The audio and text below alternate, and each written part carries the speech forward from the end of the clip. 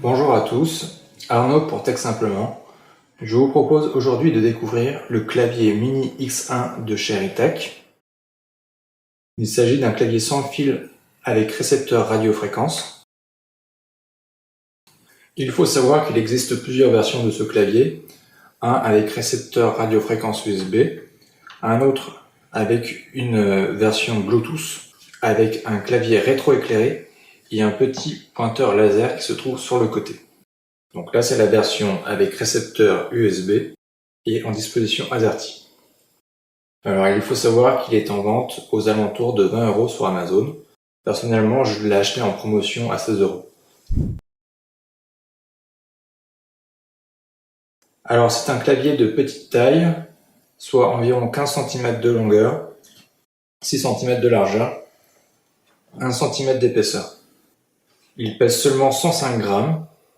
Donc comme vous l'aurez compris, il s'agit d'un clavier à destination du multimédia ou pour des exposés et des présentations.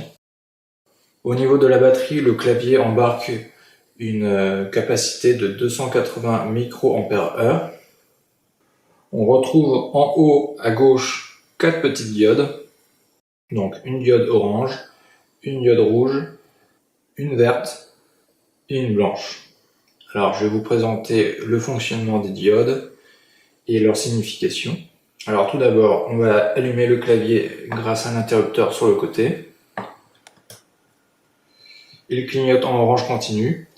Donc ça, c'est la diode orange pour la réception. Donc là, je vais brancher le récepteur et il va arrêter de clignoter. Donc comme ceci. Et maintenant, dès que je vais utiliser le clavier ou appuyer sur une touche quelconque ou le pavé tactile, eh bien, il va clignoter. Alors, la deuxième diode, c'est la diode de chargement. Donc, je vais vous montrer, elle s'allume en rouge dès lors qu'on branche le clavier en micro USB. Donc voilà. Et alors, en fait, elle va rester allumée jusqu'à ce que le chargement soit complet.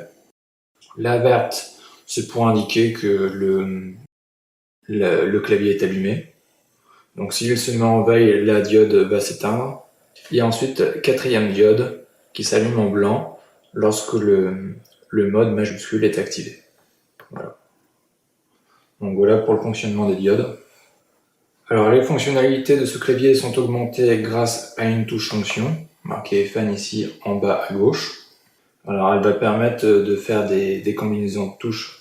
Donc on va pouvoir par exemple augmenter le volume, le baisser, désactiver le son, mettre sur pause, avancer, reculer, supprimer, faire une capture d'écran. Et puis également faire les touches F9, F10, F11 et F12. Là on va pouvoir faire l'astérisque, le signe micro, la combinaison de touches CTRL ALT SUPR, la touche Windows, qui n'a pas de touche dédiée. Là, on va pouvoir faire pivoter la zone du pavé tactile. Comme ça, on va pouvoir utiliser le clavier comme une télécommande. Et également, mais ça ne figure pas en bleu, à partir de la touche FN, on va pouvoir faire défiler les pages. Et grâce aux touches directionnelles, on va avoir la touche accueil avec la touche gauche et la touche fin de document avec la touche droite. Et les touches haut et bas vont permettre de faire soit la page précédente, soit la page suivante.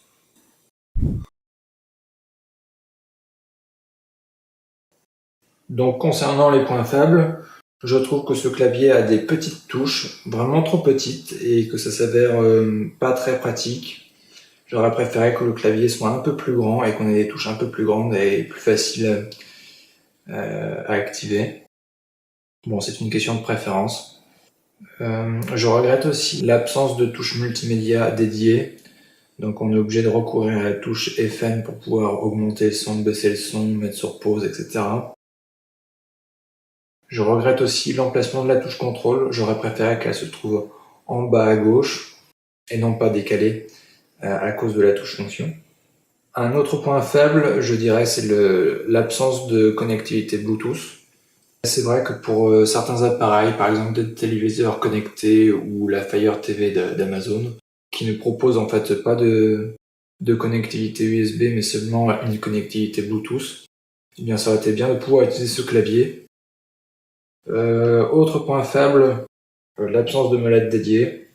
Alors il est possible de faire défiler les pages comme je vous ai dit avec la touche fonction et le pavé tactile, mais c'est vrai qu'une molette dédiée permet de faire défiler les pages avec peut-être plus de précision, et puis c'est plus pratique parce qu'on n'a pas besoin d'activer la touche fonction. D'autres points négatifs également, mais qui sont moins importants, l'absence de rétroéclairage. C'est pas forcément nécessaire, c'est plus, on va dire, accessoire. Je regrette aussi la notice d'utilisation qui était disponible uniquement en anglais. C'est pas un point essentiel parce que finalement on découvre les choses de façon assez intuitive. Concernant les points positifs maintenant, le clavier est petit et donc facile à transporter. Le clavier est en plastique de bonne qualité, il est solide et compact. Les touches font un clic satisfaisant. Le mode économie d'énergie est également bienvenu, c'est-à-dire que le clavier se met en veille au bout de 3 minutes, ce qui permet d'économiser la batterie.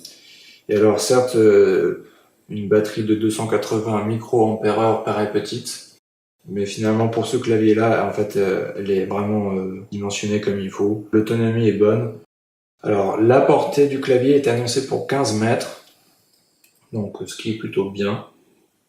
Je l'ai même testé à 18 mètres, ça fonctionnait, à travers 2 murs en placo et un mur en pierre. Donc en fait, un bon signal.